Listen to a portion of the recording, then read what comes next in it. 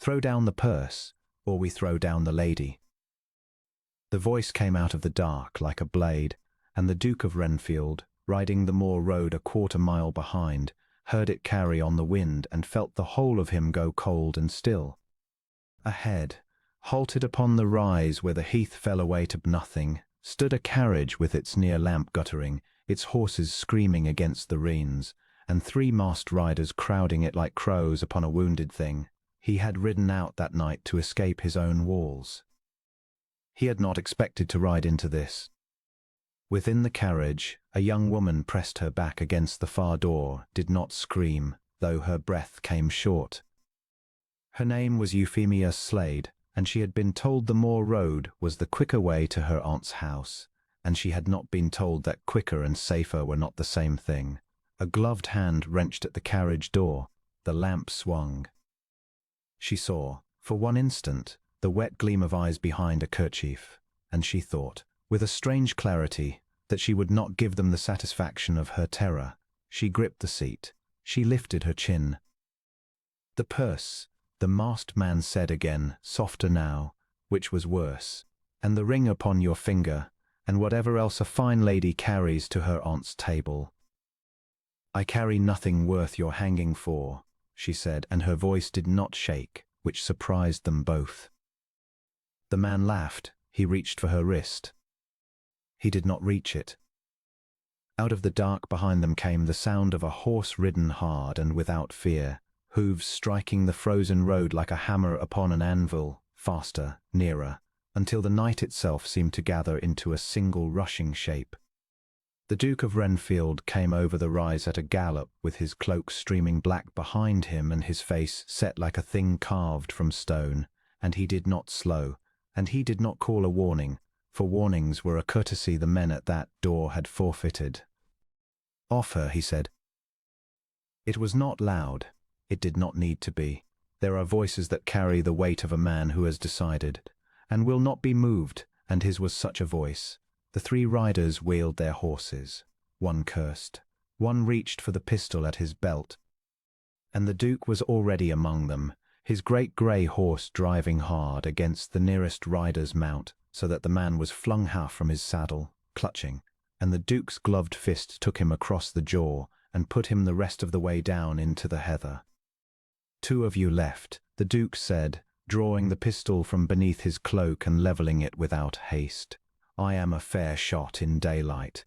By moonlight I am uncertain whether I will hit your shoulder or your heart, and I find tonight I do not greatly care which." The night held its breath.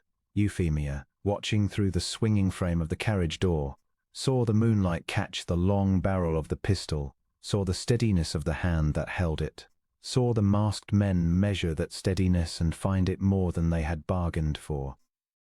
A robbery is a thing of fear, and they had come to deal it, not to receive it, and the cold tall figure on the grey horse was dealing it back to them in full measure. "She's not worth dying for," one muttered. "No," the Duke agreed. "She is worth living for. You will not understand the difference. Ride." They rode.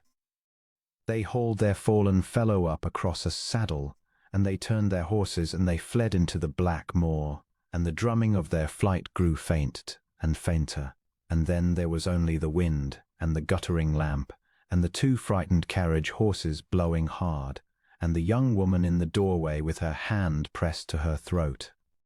The Duke lowered the pistol. He sat his horse a moment longer, watching the dark where the men had gone, until he was certain they would not gather their nerve and return. Only then did he turn to her.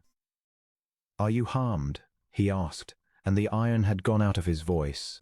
What remained was low and careful, almost gentle, as though he feared a louder word might frighten her worse than the thieves had. "No," Euphemia said. Then honestly, for she found she could not lie to a man who had ridden out of the dark for her, "I am shaking. I cannot seem to stop my hands." He dismounted. He came to the carriage door, tall against the moon, and he saw her properly for the first time, pale, composed, her cloak torn at the shoulder where a grasping hand had caught it, her chin still lifted though her hands betrayed her in her lap. Something in his chest, long shut, moved at the sight of that lifted chin above those trembling hands. He had not often seen courage worn so plainly over terror, like a thin cloak over a cold body, the wearer too proud to let the cold be seen. "Your courage held," he said quietly. "The hands may shake. The courage held. That is the rarer thing." She looked up at him.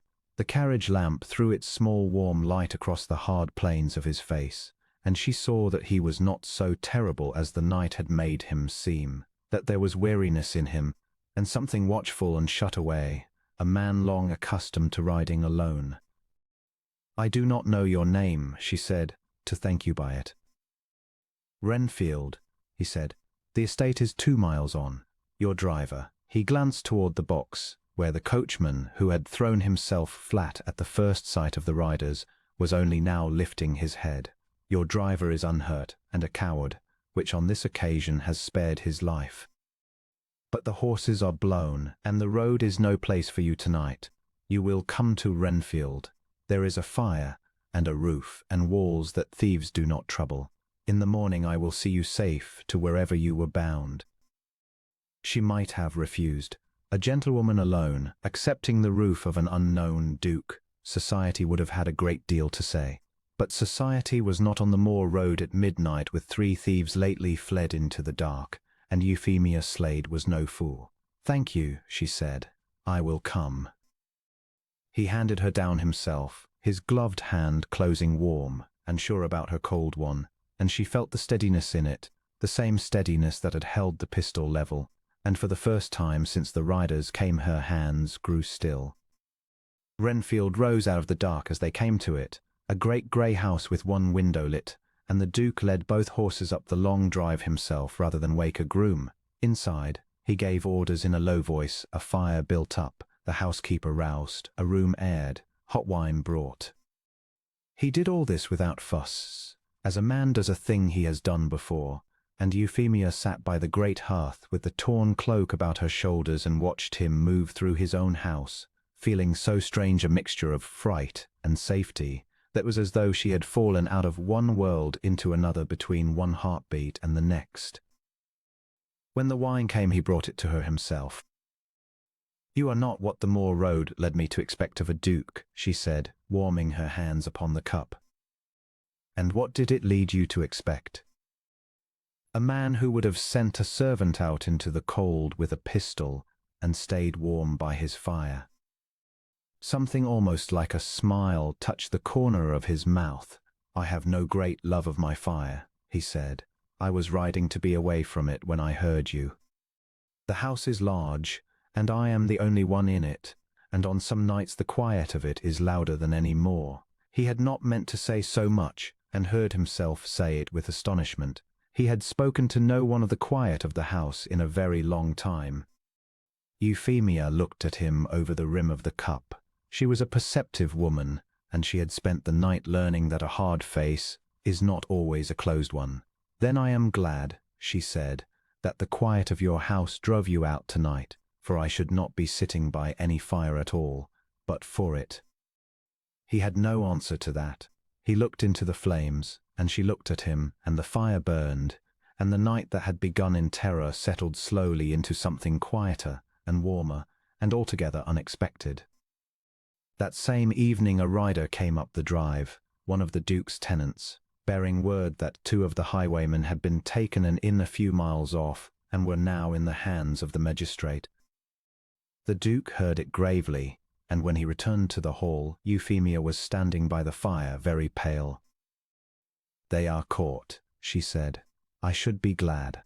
I find I am only called again, remembering them." "You need not remember them long," the Duke said. He crossed to her, and after a moment's hesitation, for he was not a man practiced in comfort, he laid his hand over hers where it gripped the mantel. "They will trouble no other traveller on that road, and they will never come near this house, nor you, while I draw breath. I give you my word on it, and I am told my word is a heavy thing." The cold went out of her by degrees, there by his fire, with his hand steady over hers. She stayed 3 days, in the end. The horses needed rest. Then the weather turned and the road was no road at all. Then, though neither of them said it, the leaving simply did not happen day after day, because neither of them wished it to. The Duke of Renfield, who had not had company at his table in longer than he could recall, found himself rising in the morning with a thing he had nearly forgotten the name of, which was gladness that the house was not empty, that there would be a voice across the breakfast table. For her part, Euphemia watched the man unbend by inches. She saw how the servants, who had plainly held him in awe, began to soften toward him as he softened, as though his thaw warmed the whole house. She saw him laugh once, abruptly at something she said, and seem startled by the sound of it. And she understood that the fearsome Duke who had ridden out of the dark was a lonely man who had walled himself up so long he had half forgotten there was a door.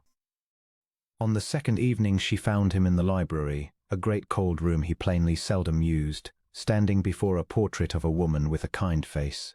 "My mother," he said, before she could ask. "She died when I was a boy. After her, the house grew quiet, and I confess I let it." A man tells himself the quiet is peace. It is only quiet. He glanced at Euphemia, and there was something almost shy in the glance, in so commanding a man. "You make a noise in this house I had forgotten I missed. I came in just now, and there was firelight in 3 rooms instead of 1, and I could not think why my chest felt so strange, until I understood it was because the house felt, for the first time in years, like somewhere a person might wish to come home to." "Then perhaps," Euphemia said gently, "you ought not let it go quiet again." He said nothing to that, but she saw him turn the thought over, the way a man turns over a key he has found in an old coat, and cannot at first place the lock it fits. That afternoon a thaw came, and the gardens dripped and shone, and he walked with her along the gravel paths between the sleeping rose beds and told her, haltingly, of the years he had spent alone in the great house. "I had decided," he said, "that I was not a man made for company." It was easier to decide that than to keep being disappointed. "And then 3 thieves stopped a carriage on my road, and I have not been able to decide anything sensible since." She had laughed at that, and he had looked at her sidelong, pleased and disconcerted in equal measure, like a man who has surprised himself by saying something true. On the 3rd evening they walked out to the rise where the road met the moor, the very place, though he had not said so, where he had come over the dark and found her. The sun was going down red over the heath. He stopped there, and she stopped with him, and for a while neither spoke. "I have thought," he said at last, "a great deal about that night." "As have I. I have thought that if I had ridden out a half-hour earlier, or a half-hour later, I should never have come over that rise at the moment that I did." He turned to her.